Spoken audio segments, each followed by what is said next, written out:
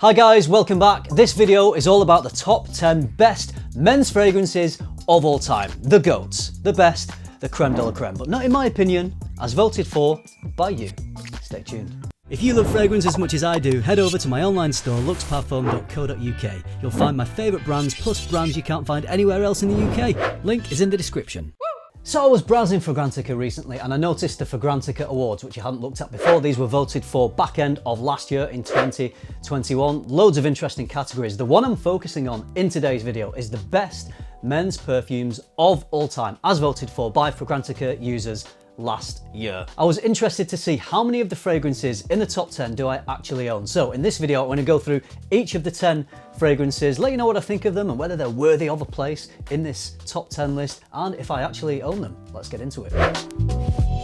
Kicking off the list with Tom Ford's Oud Wood, which got 683 votes. Do I own this one? Are you having a laugh? Of course I own Oud Wood. This is one of my favourite fragrances. This is the first error in this list because I don't think this should be at number 10. I think this should at least be top 5. There are more fragrances in this list that I think Oud Wood is better than. This was the first fragrance I ever dropped a load of money on. I think I spent £225 on the 100ml bottle. Absolutely adore it. It's a spicy fragrance. The oud in here is done in a very Western way. It's very mass appealing. There's just a slight little bit of medicinal oud going on. No funk whatsoever. Super versatile fragrance. You can wear it all through the year for any occasion. I've had good compliments on this. I have never heard a single woman say they do not like Tom Ford's Oud Wood. If you're a woman watching this video and you don't like Oud Wood, let me know in the comments, but I bet there's not many of you. Absolutely stunning fragrance. I will always want this in my collection and it is definitely worthy of a place in the top 10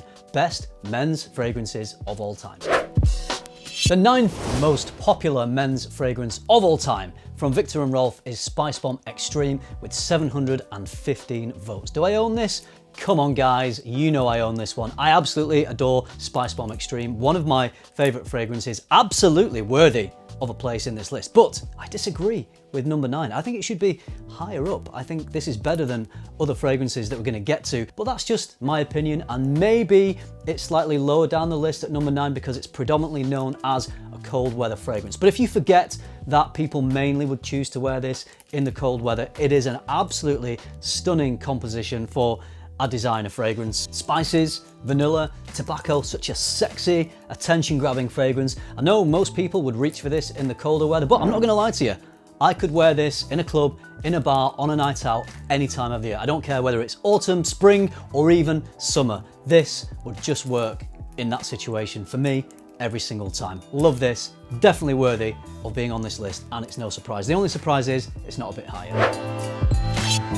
Dropping in at number 8 is Dior Fahrenheit with 869 votes. Yes, I do own this one and I really enjoy this fragrance, but I am a little bit surprised that it's in this list. This was voted for last year, so I thought people may have gone for the more modern smelling Le Parfum, which has that sort of gasoline type smell, but it's toned down because it's mixed with booziness and vanilla. I prefer it. I think it's a more modern smelling fragrance, but people are still thinking this is better than that, I guess. This is more popular. It maybe smells a little dated to me. I'm not sure why. I can't quite put my finger on it. Let me know if you feel the same way.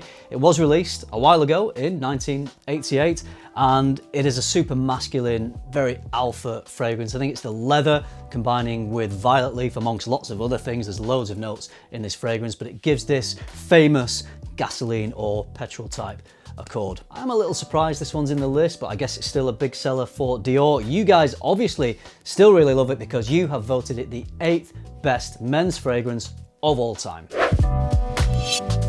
At number 7 from Yves Saint Laurent, it's La Nuit de l'Homme with 836 votes. Do I own this one? Yeah, I do, but only a decant. But this is the 2012 formulation, so not the most recent formulation, which I did have for a little while and I enjoyed it, but yeah, it wasn't the strongest performing of fragrances. But you know what?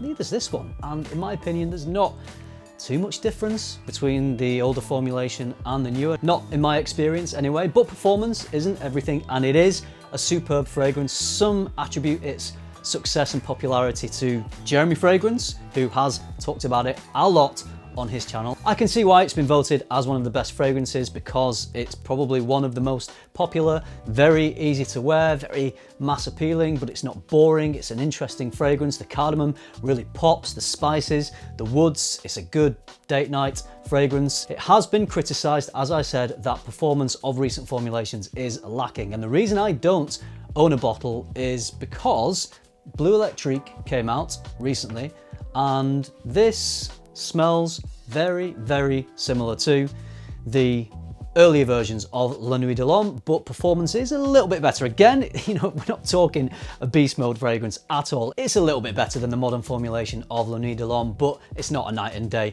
difference. I have heard rumors that Bleu Electrique is being discontinued. I've just had a look online and it is a little more difficult to get hold of. I think it's still available on some European websites, but it doesn't seem to be available here in the UK, and that's probably the same for the US. If that's true, Yves Saint Laurent, shame on you. Because when Bleu Electrique came out, the La Nuit de l'Homme lovers' prayers were answered because they finally had a fragrance that smelled like the older formulation. But now you're going to take it away. I don't think that's very fair, is it? Anyway, good fragrance, worthy of being on this list, and yes, I do own it, the 2012, because it's better, isn't it? Number 6, Dior Homme Parfum with 877 votes. Do I own it? Yes, of course I own it, because this is pretty much a masterpiece. I love the lipsticky, makeup baggy, whatever you want to call it. I love that style of iris that you get in Dior Homme Parfum and in some of the other Dior fragrances. This one has some leather in there as well, so it's a little darker, it's got a bit more attitude, it's a bit more masculine, I would say. For me, it lasts longer than others in the line, it's got better performance. If you like this style of iris and you want something statement making with attitude, something that grabs attention but smells absolutely fantastic, then Dior Homme Parfum is a good one to get. It's a stunning fragrance, definitely worthy of a place in the top 10, and I'm not surprised it's here. The 5th best men's fragrance of all time from Giorgio Armani is Acqua di Gio Profumo with 899 votes. Of course, I own this one. I didn't for a long time, actually. I didn't want to jump on the hype wagon, and I think I'd smelled it in store and I thought, yeah, that's good, but I don't think it's good enough to buy. Eventually, I did buy it, and the more I wore it, the more I really got to appreciate this fragrance. It is fantastic. It takes everything that's good about the original Acqua di Gio, but it adds some incense, it adds more marine notes, it's a little darker, it's a bit more complex. It's very likable, very versatile. I could wear this all year round. If you want something that smells fresh and clean, but also enigmatic and mysterious, Acqua di Gio Profumo, definitely worth trying. Superb. At number 4, from Creed, it's Aventus with 1,022 votes. Do I own it? Yes, of course I own Aventus. Who doesn't? I mean, it's Aventus. Actually says a lot about this fragrance that it's the only niche fragrance in a list full of designers. I actually thought it might be higher in the list, but perhaps it's the cost, because this one is way more expensive than any of the other fragrances in this list. That's why it's impressive that it's here. Absolute belter, game changer when it came out in 2010. It made the House of Creed. I don't think Creed would be as popular as they are if it weren't for Aventus. Probably still one of the best fragrances, and certainly the most popular fragrance that they make. Yeah, things have changed a little bit in terms of formulations over the years, but even the more modern formulations that I've smelled, they still smell good. Maybe they're not as good as earlier versions, but it's still good. It's still a really great smelling fragrance. If you went out and bought Aventus today, the modern formulation, you're still going to get a cracking scent. So Aventus is on the list, and so it should be, because it definitely is one of the best men's fragrances of all time, in my opinion.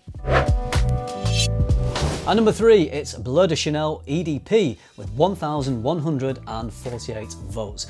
I own this one and I love it. My bottle is halfway down on this. There's not many of my bottles here that are halfway down, so I have worn this a lot. So what do we have with Bleu de Chanel?